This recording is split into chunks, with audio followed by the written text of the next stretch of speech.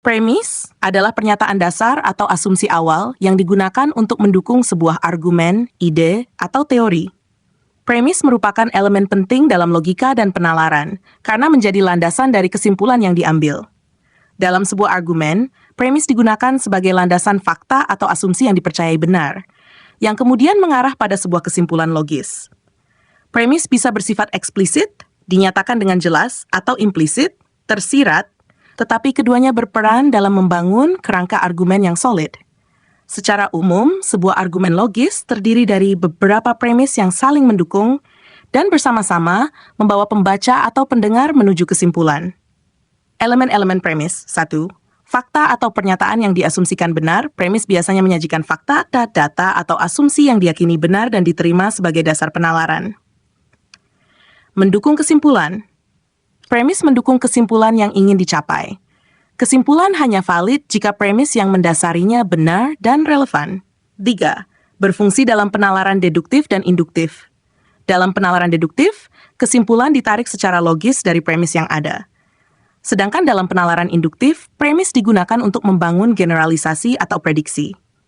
Contoh premis dalam argumen deduktif. Premis O, semua manusia adalah makhluk hidup. Premis 2, John adalah manusia. Kesimpulan, oleh karena itu, John adalah makhluk hidup.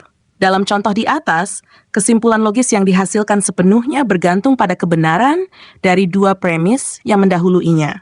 Contoh premis dalam argumen induktif. Matahari terbit di timur setiap hari selama ribuan tahun. Premis 2, besok adalah hari baru. Kesimpulan oleh karena itu, besok matahari juga akan terbit di timur. Argumen induktif ini bergantung pada pola yang terlihat di masa lalu untuk menarik kesimpulan tentang apa yang akan terjadi di masa depan. Pentingnya premis dalam argumen. 1. Dasar kebenaran. Premis adalah dasar dari setiap argumen logis. Jika premis salah atau tidak relevan, maka kesimpulan juga bisa salah. 2. Kejelasan dan koherensi. Premis yang jelas dan koheren memudahkan orang lain untuk memahami dan menerima argumen yang dibangun. 3. Membantu validasi dan menganalisis premis, orang bisa menentukan apakah kesimpulan yang diambil benar atau tidak.